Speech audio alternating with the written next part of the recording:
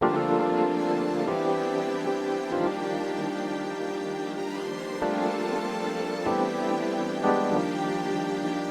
little bit of sass, little bit of bump, little bit of rock with a whole lot of soul. You are that girl magic. She is that girl magic. We are back. It's us. It's us, y'all. Right. It's the Irresponsible podcast host. That's our brand. Let's claim something else. It's cute, but you know what? Season 3, we are claiming something else for sure. That's right. That's right. We will be more responsible. Yeah. We are putting the tools in place to make sure. What's up, y'all? I'm Melanie Loren. And I'm Hollee Chanel. And this is It's Dipped with Sweet and Hot. Yes, it is. This is season 3, y'all. So we said that we were coming back, and we are back. And you know what, Hollee? Happy Juneteenth. Happy Juneteenth. We's free, y'all. I mean, that's what they say, at least. So look, y'all, last year we spent Juneteenth with you guys, and we decided we gotta do it. Listen, we gotta do it. It's a tradition. It's a DSH tradition now.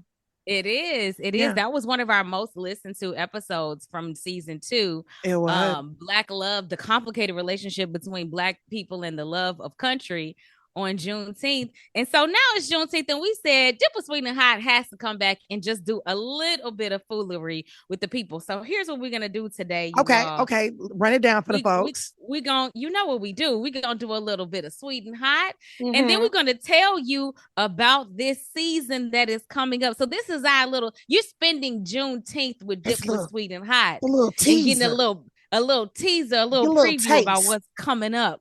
Because we know y'all missed us. And we said it's not going to feel right for the people to have Juneteenth and they don't hear from Dip with Sweet and Hot. We shan't leave them hanging. We shan't disappoint.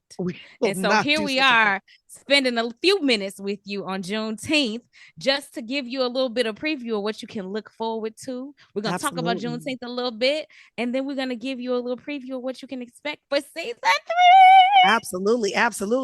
Hey, and wait a minute, because we're coming back for season 3, gotta say what's up to super producer Lou. It's been a long time. Hey. Yeah. Oh my goodness. A simple thank you. If you didn't hear him, guys. Thank you. That's what. But you know what? Super producer's tone. Yeah, I had to take a pause and a mouth pop on that one because I had a revelation about Juneteenth that actually made me quite hot. Let's jump into the high. Go ahead. Yeah, it made me quite hot because when I started looking at the timeline of events, you know what I mean? Like the Emancipation Proclamation, Abraham Lincoln freeing the slaves from captivity, right? Check my map, check my history. I had heard that had happened on June 1st of 1863. No, actually January. January. January of 1863. So I was 6 months late. Okay. So January of 1863. Now, the holiday that we're celebrating that's coming up was established due to events that occurred on June 19th, 1865. Also having to do with slavery. That is correct. So 2 years after the president of the here United States said Black people be free, 2.5 years later, we still got some folks that don't know that they're free. Here's why I'm hot. Ain't no way in hell it took 2.5 years for y'all to get to Texas. I don't care if y'all was on the Oregon Trail. I don't care about diphtheria. I don't care who caught what wagon wheel broke. You trying to tell me nobody in the whole state of Texas could make it to this one plantation for Galveston. 2.5 years What was y'all? This is what I'm Pony Express move faster. Okay, so you talking about the Pony Express. All right. So let's just say, for argument's sake, ain't nobody had no horse that could sing, right? Horse had a bad leg. Horse had a bad leg. You know Maybe. what I'm saying? Whatever. Okay. Carrier pigeons. Okay, somebody send a carrier pigeon. Follow me here. If carrier pigeons is Mike Tyson's hobby right now, surely in the 1860s, they could have figured out how to get a bird to Galveston, Texas to free them slaves. That's right. Let's smoke signals. Game of Thrones had crows. I'm full of them. Smoke signals. Smoke signals. We could have put a message in somebody's hair. So wait, but let's talk about this though. So I'm mad at everybody. Okay, I'm hot with everybody because I get why the owners didn't want to spread the news. Okay, fair. I mean, that's evil, whatever. But I don't expect more than that from them. But dang. Cleotis in the next town over should have said something to the people. I'm saying Cleotis could have said something. Annie Mae could have said something to somebody. That's right. Pearl. Beulah. All these names. Somebody. Like but long story short, somebody could have said something. Because here's the other thing: like plantations need supplies, right? Like everything is homegrown. So these mugs was getting 2.5 years worth of deliveries. Ain't nobody saying nothing. Y'all coming up, dropping off the supplies, but not mentioning the fact that we free. The audacity, the unmitigated gall that took the words out of my mouth, Ren, for anybody to show up 2.5 years late. And you telling me I've been in servitude 2.5 years longer than I needed to be? Are we boxing on site? Are we boxing on site? Let me go here with it. Nuck if you buck. Listen, because we ready to fight. Okay. We ready. So the other part of it that really pisses me off on a serious note is when we start to make the case for reparations, they always say, well, how do you calculate that? I got a calculation right here. 2.5 years free labor. Everybody that was on that plantation, run me my money. On top of the rest of the hundreds of years. Listen, I'm saying, whatever y'all made in that 2.5 years, tag current inflation prices on that, run me my money. Oh, the math is clear. All we got to do is do some simple addition and subtraction. We can find out how many, and then we start multiplying the interest and all of that. The math is clear. I have an iPhone. I have a calculator. Listen, I don't know about the new update else. Gives you a scientific option as well, so you can do. So listen, we can look at this however you want. The math can math. The math is not the issue. Okay. Somebody should have opened their doggone mouth. Somebody should say okay. Yeah, exactly. But I want to come back to this audacity concept, right? Because and it is because of this level of audaciousness that I think we felt like, okay, we got to talk about it. Like there's so much out there. And every time, like how many times in the last week did I call you, Melanie, and said,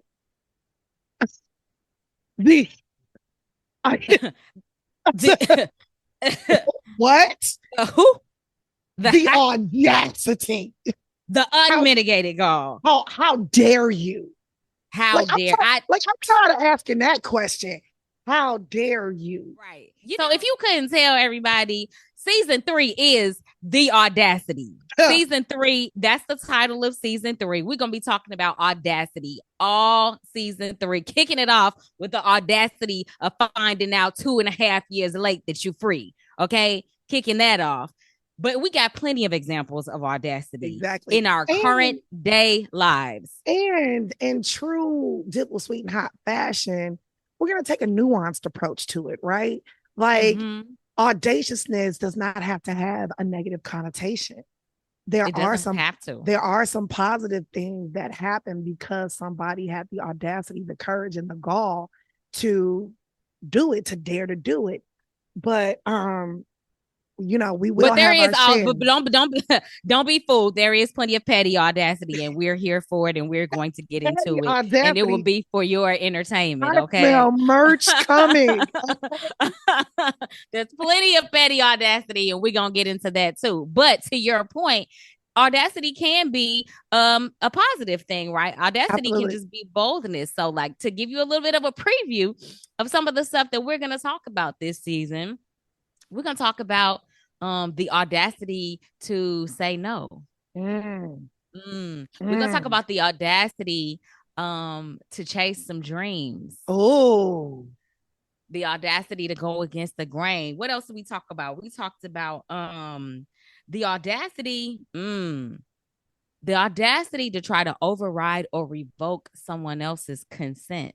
Oh, I smell a big news story here. It's smelling a little Diddy-ish. Oh, and right? Do you? I smell baby oil. Are you getting a whiff? I smell copious amounts of baby oil. We're gonna talk about it, y'all. We gotta talk about it. We gotta get into it. We gotta get into it. I mean, it's a larger issue about consent, and we're gonna talk about like the audacity of some of these things that are coming up. We're gonna talk about audacious missives from the beyond, because that's where people get the boldest. Sometimes is from the beyond, and when we say from the beyond, we're talking about in text, in email, in DM, on the socials. That's from the beyond. From your way, way, way, way back. I forgot about you. Why are you coming back past? The audacity to text me 2 years later. Did we not just have that conversation? Yeah, baby. Did we not just, let me tell y'all what else we're going to get into is some audacious story time. Okay. We're going to be introducing a new segment at the end of each show that y'all can look forward to. We got some audacious stories for you, and we gonna give you a good one every episode. Wait, I'm sorry. You gonna sit? What? Wait a What's minute. up? Let's put a pin in this right now. I just got further pissed off because there is a crow on my balcony picking up stuff, and it's a small crow. He's got things in his mouth. He's flying around from balcony to balcony. Here's my point. You could have put a little piece of paper in his mouth. In that crow's mouth. You know what else I thought about? I mean, we got crows in 2025. I know y'all had them in 1865. You see what I'm saying? We got better pest control now than they had back then. They've never been at risk of being extinct or even endangered. Oh my God. We had options. Y'all could have sent a donkey. Had options. We could have had send me a message in a bottle. Okay? Just get it to me sometime. Write it across the sky. Have it bob up on the coast of the Gulf of Mexico. It's the Gulf of America. It's gonna get to somebody. Oh, okay. Anyway, we digress. But yeah, she saw this crow and we got pissed off. All the audacity to show up with the news that we freed 2.5 years later. When you had all these means of communication, the audacity. But back to what I was saying, which was the story time. Yes, the audacious sampling of stories that we're going to give you a little taste of every episode. So you can look forward to that as well, friends. So we got some good stuff coming up for you. That was just a little teaser about some stuff that we're cooking up and some other really good ideas. So I hope that you will tune in. Yeah, I hope that folks tune in for another reason too. Because I think that when we start talking about these big, bold behaviors, a couple things can happen, right? One, the first, you realize that you're not alone. And some of these experiences, right? Like, it's rampant. Everybody's experiencing it's rampant out here. But sometimes when you're in the experience, you're like, am I crazy? Am I the one? Am I the one? But also, the flip side of it is when you hear the story, hopefully you get inspired to be big and bold and bad yourself, right? To do the hard thing that you've been putting off or that you've been avoiding because you're like, is this a thing to do? So that's what we hope that you as a listener and viewer. Ooh. Uh-huh. Go ahead. You did say it. Are they gonna see us in season 3? A little bit. A little bit. We're gonna give them a little bit more on camera time this season. Oh, so they're not just gonna hear us in season, they're gonna see us. I mean, listen, I know that folks love the sound of our voices.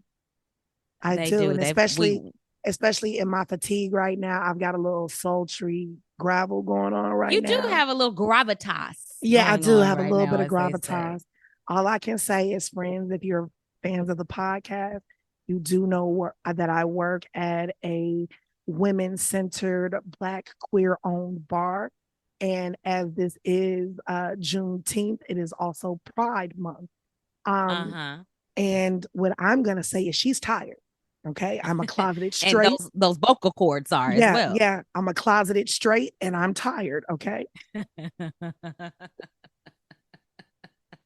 yeah, okay. So in addition to our voices and whatever condition they might be, you will hear our voices and you'll be seeing our faces. You will be seeing some more in season. We'll serve a little bit. That's right. You'll be seeing that, and you can look forward to that as well. So we got some good stuff coming up. So I just want you to know that that's what's happening in season 3, the Audacity for Dip with Sweet and Hot. That's what you can look forward to. But now let me get back to explaining. We did your hot. We did your hot. We were talking about Juneteenth. You gonna calm me down a little bit? I'm just gonna reel it in just a little bit, and we're gonna do the sweet, right? Okay. We're gonna do the sweet about Juneteenth. So before I dip into what is sweet, let's not take for granted that everybody knows what Juneteenth is.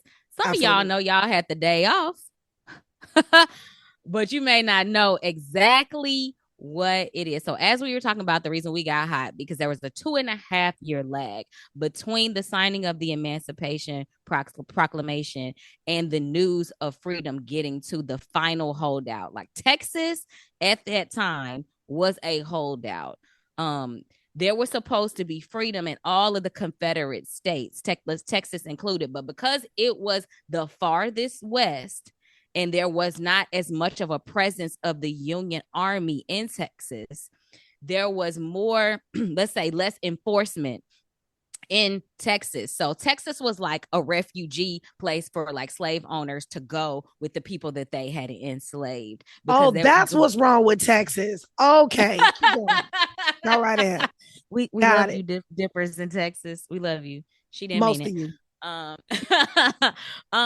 But yeah, so what you had like a state that was almost like a safe haven for the continuation of slavery in Texas at the time. People would be able to go there and they would still be able to basically have slavery as a practice there. And so what finally happened on June 19th, 1865, I really like the way that Oprah Daily explains this. Okay.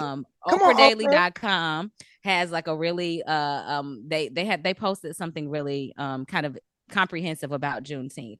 Hey, and so Oprah, the way that they explain it, people don't know you used to work for Harpo back in the day. I used to work for Harpo back in the day.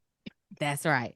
But yeah, so basically on June 19th, 1865, you had Major General Gordon Granger arrived in Galveston, Texas to take control, and he issued what was called General Order Number 3.